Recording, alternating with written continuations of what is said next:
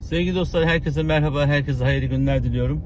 Rabbim inşallah Kur'an'ın feyzinden, bereketinden hepimizi hissedar eylesin. Yani hissemizi düşeni en güzel şekilde almayı nasip eylesin.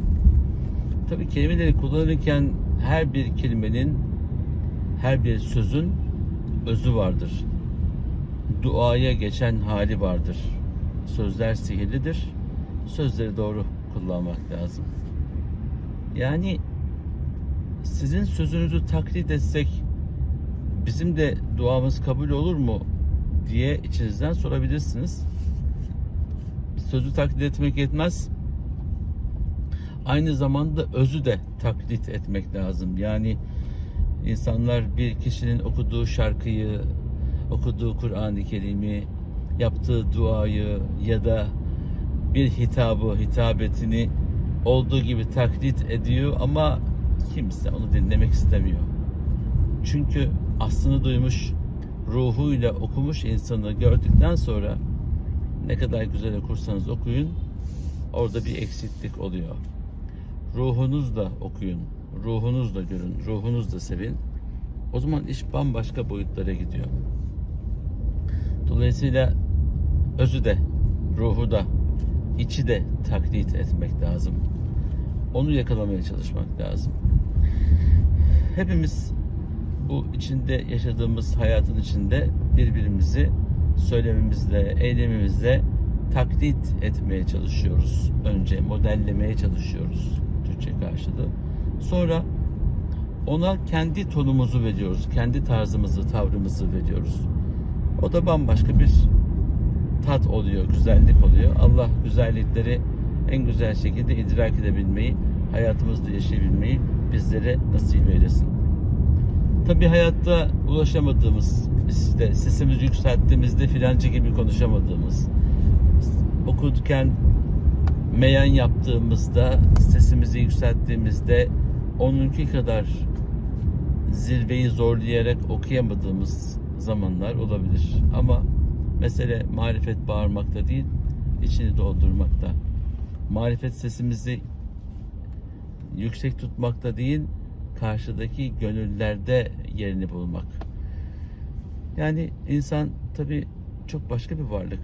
Kaybettiğimizde, ulaşamadığımızda her şey için zamanı ve o anı suçlayabiliyoruz. Ama zaman aslında konuşacak olsa, zaman yaptıklarımızı ya da yapmadıklarımızı söyleyecek olsa, vallahi hepimiz andan da, zamandan da, insandan da utanabiliriz.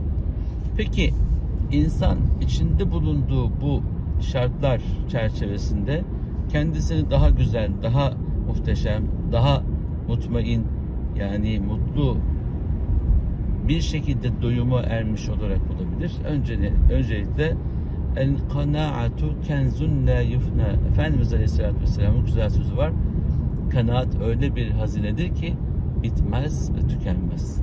Mevcut olan ne varsa onlara teşekkür edip onların varlığından dolayı gerçekten hamd etmek. Mesela günlerdir insanlar hasta oluyor. Biz de hasta olduk. Ama hep şifalanıyoruz. Şifalandığımız gün oh elhamdülillah ağzımız burnumuz açık, genzimiz açık ve genzimizden bizi tıkayan bir şey yok, rahatız diye şükrediyoruz. O ana şükredersek şifa halindeki hale o an ve yakın gelecekte düşme ihtimalimiz düşüyor, azalıyor. Ama biz iyi günde de kötü günde de hep şikayet ediyorsak o zaman iş bizim için bambaşka boyutlara gidiyor. Aziz dostlar, insan kendinde olan bütün değerlerin farkında olmalı. Başkasının bir şeyini kıskanıyorsanız, niye bende yok diye hayıflanıyorsanız, hala olgunlaşmamış insan olduğunuzun göstergesidir. Çok yükseklerde çalışan insanların aşağıda kendince mütevazi bir şekilde hayatını devam ettiren arkadaşları kıskandıklarını ve onların işlerine bir şekilde tabiri caizse burnunu sokup onların bu kazançlı hallerini, mutlu hallerini bozmaya çalışanları görüyoruz. Ve bunu duyuyoruz. Görmek bir tarafa, bir de duyuyoruz. Bir de bunu çok büyük matah bir şeymiş gibi de anlatıyorlar. Hani güzel bir tabir vardır ya, Merdi Kıpti şecaat arz ederken sirkatin söyler. Mert roman çingene kendini övmeye kalkarken çaldıklarını anlatırmış. Cesaretini ve yaptıklarını anlatmaya başlayınca farkında olmadan çaldıklarını anlatırmış. İşte bu tarz insanlar da maalesef zamanında biz onu şöyle durdurmuştuk, zamanında onu şöyle şikayet etmiştik diyerek kendilerinin ne kadar aşağılık bir duruma düştüklerini farkında olmadan anlatıyorlar. Şimdi neredesiniz siz? Siz emekli oldunuz. Sizi hiç kimse tanımadı ama uğraştığınız kişiyi tüm dünya tanıyor. Kim kazandı? Siz mi kazandınız? Yine o kazandı. Onun için Allah'ın ardında olduğu, sevgisini kazandığı, desteğini aldığı kişiyi de her zaman söylediğim gibi hiçbir PR şirketi baş edemez. Biz edemeyiz. Allah sevdiğimi sevdirir ve sevindirir. Allah inşallah bize de nasip eylesin. Arkadaşımız sinyal vermeden kafadan daldı. Nasıl olsa ben ondan önce geçerim diye, ama frene basmasaydım kaza yapacaktık. Aziz dostlar, bir şeyi yaparken birçok şeye birden dikkat etmek zorundayız. İnsanların gönlünü yapayım derken farkında olmadan o insanın hayatını, itibarını alt üst etmemeliyiz. Bu da dikkatli olur, tecrübeyle olur. Bildiğiniz, zannettiğiniz her şeyi unutun ve yeni bilgileri kendi iç dünyanızda taşımaya çalışın. Başkalarının hayatlarından ders alalım. Onların dertlerini ve derslerini bilelim, görelim. Çünkü biz bütün hayatımızda hatalar yapan insanlarız, sizler de bizler de. Fakat hayat o kadar uzun değil. Hatalardan ders çıkara hayatımızı tamamlayacak ömrümüz yok. Yani milyon yıl ömür yok ki. En fazla 100 yıl yaşıyor insan. En fazla.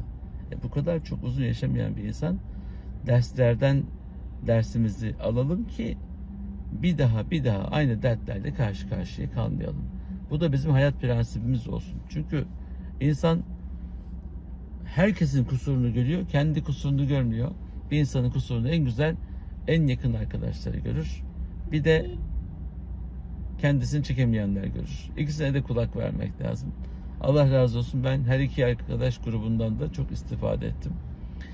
Sevenlerden iltifat yerine kendilerinin tembihlerini duymak istediğimi defalarca söyleyince söylemeye başladılar. Biz bu dünyaya olmaya geldik. Sadece ölmeye gelmedik.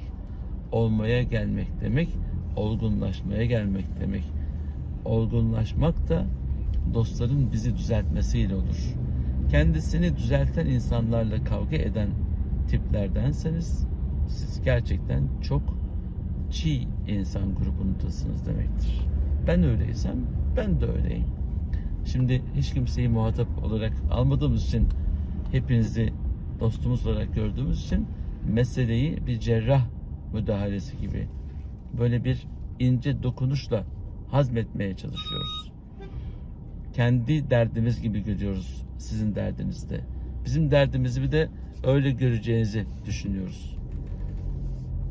Bu halde değilsek, karşıdaki insan bize baktığında hatamızla, kusurumuzla bizi görüp bizi düzeltmeye kalktığında teşekkür ediyoruz. Ben bu açıdan bakmamıştım. Bu hususta beni düzelttiğiniz için çok teşekkür ediyorum diyerek cevap verdiğinizde karşıdaki insan da şaşırır. Belki eleştirmek için, belki varlığınızdan rahatsız olduğu için bunu yaptı. Ama olsun, bir şeyinizi düzeltti. Onun için düzeltmeye müsaade edelim. Düzeltilmeye de müsaade edelim. Şahsen beni düzelten bütün dostlarıma müteşekkirim. Takipçilerim, sizlerden de gelip bize yazı yazanlar oluyor. Özelden yazanlar oluyor. Onlara da teşekkür ediyorum.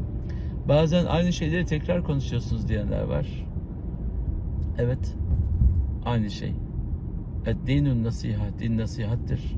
Et-tekraru ahsen velev kâne 180. Tekrar iyidir. 180 defa da olsa derdi büyükler eskiden.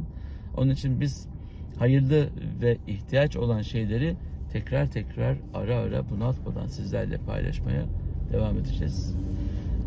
Rabbim inşallah birbirimizi en güzel şekilde oldurmayı, birbirimizi düzeltmeyi, birbirimizi taşıyabilmeyi nasip eylesin. Herkesin ve her şeyin sahibi Yüce Rahman'a emanet olun. Allah'a ısmarladık.